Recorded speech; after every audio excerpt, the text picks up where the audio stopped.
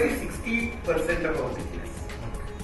As in the Indian IT industry. For us, it is bit different.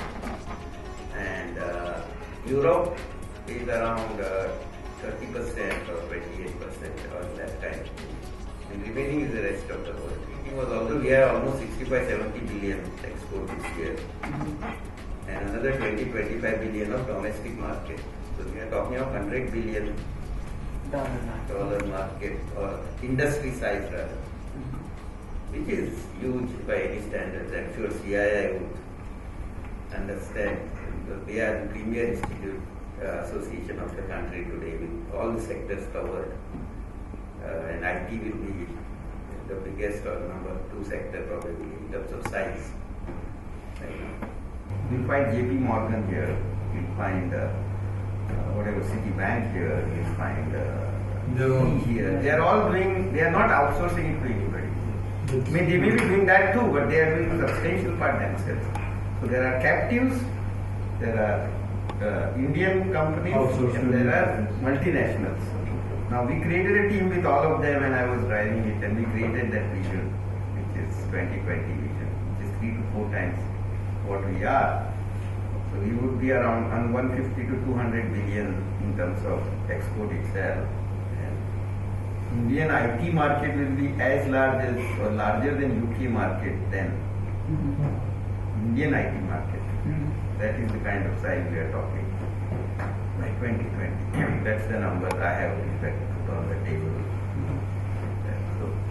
So I'll stop on that as a overall solution. Now, okay, another dimension to it is, if you look at sector-wise, BFSI, which is financial services and insurance industry, accounts for 40% of our revenue. Our as in industry, IT industry revenue. The largest block of business is BFSI. Then manufacturing and telecom and technology together account for, where manufacturing around 20%, I think. And telecom also another 20, or maybe manufacturing 15. And telecom and technology as in we work with many companies like Microsoft, Oracle will be our customer. Like we work with Microsoft. We have a big center here with Microsoft. I think we can talk about it, what we do there, and so on. Going to CMM5 to ensure quality was probably the very, very best decision. Yes. How do you translate that to standard Indian education?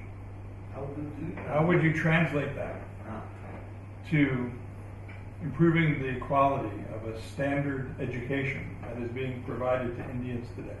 So you are saying, how do we apply some of the quality methods that we are employing in the education sector? Yes. Is that what you're saying? At least higher. I mean, primary is important too, but the higher education. As far as I know, and I'm not from education sector, other than being on the boards of IIMs and IIMs, I think they have their own, what should I say, paradigm of evaluating quality. It is not CMM kind of thing. They have their own, like IIM Ahmedabad was, they have what is called ASIC, ASIC or something, I forget. That is one model which is used by all the business schools globally, at least from Europe, and then there is another called ASIC.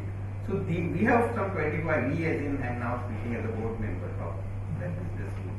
We have some 25 parameters of higher education, what it needs to be. And how do we improve that is the challenge that all of them have. Our issue really are we getting best of the faculty? We don't know. In the sense, the research orientation is not that high. Kind of papers published and so on. Teaching may be very good, but research orientation is not that high. And infrastructure may not be, infrastructure as an ecosystem is not so well developed. In US we have business and business schools and businesses working together. We are more practitioners. So what we end up doing is innovation, if I may. And while doing it, people themselves get trained. But I'll tell you one thing that we have done, which is very unique. We have today in India, there is a great, what should I say, ambition to move up the value chain. But to move up the value chain, you need a workforce which is doing higher value work, which is about design, which is about creativity, which is about conceptualizing large systems. We'll talk about it soon, the kind of work we've done. So we didn't find anyone here who could train that. So we started what is called as design school, where people are trained to see. People are good in coding, people are good in project management, but they may not able to grasp the business solution aspect to the of IT. You see, IT has always, everybody complains IT guys don't know anything. They just go and do some programming and give us something which doesn't work. You know, that's what users will say. Let's say all of you will be IT users in some form or the other. So one has to bridge that gap. One has to bring IT users and IT together by understanding their needs and designing systems.